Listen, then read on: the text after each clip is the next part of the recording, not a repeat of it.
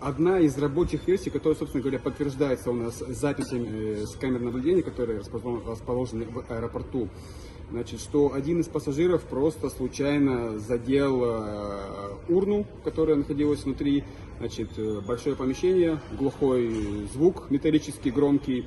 Соответственно, значит, все это вызвало определенную реакцию пассажиров, которые, видимо, испугались, начали паниковать, может быть, ну и, значит, быстро толпой куда-то последовали к выходу.